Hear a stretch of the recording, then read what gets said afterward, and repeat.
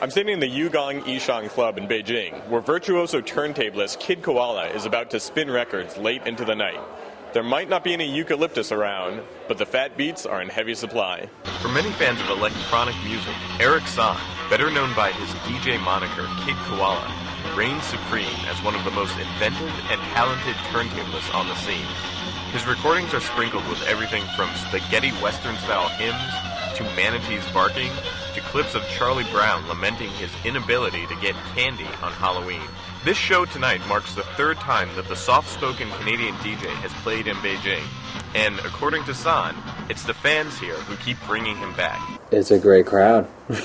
You know, the kids are real open-eared and ready for some sort of audio adventure, so that's like perfect ingredients for a good time. Of course, San, who speaks Cantonese and was born to a family with roots in southern China, also feels a close connection to the home of his ancestors. From a cultural perspective, it's nice to come back to sort of, you know, where my family came from. Kid Koala rose to prominence in 2000 after the release of his first full-length album, Carpal Tunnel Syndrome.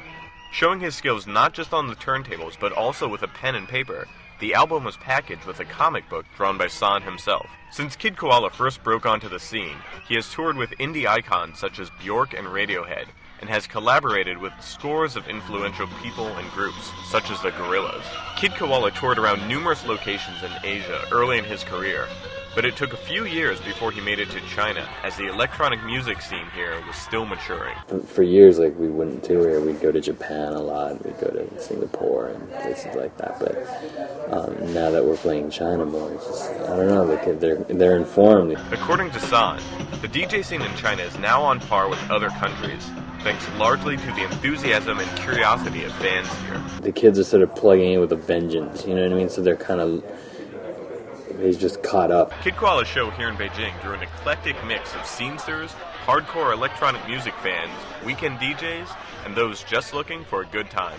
Kid Koala, I've heard of him a bit. I haven't actually seen him at all, but I've listened to a lot of music similar that I think similar, like Cut Chemist and a few other DJs. Once Kid Koala hit the turntables here, the crowd seemed at awe, chanting his name, waving their hands in the air, and dancing with abandon.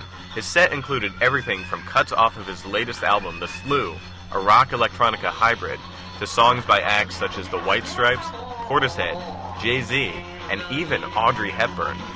While the giant panda might reign supreme here in China, for one night at least, a koala shared the spotlight. Zach Ref, BON.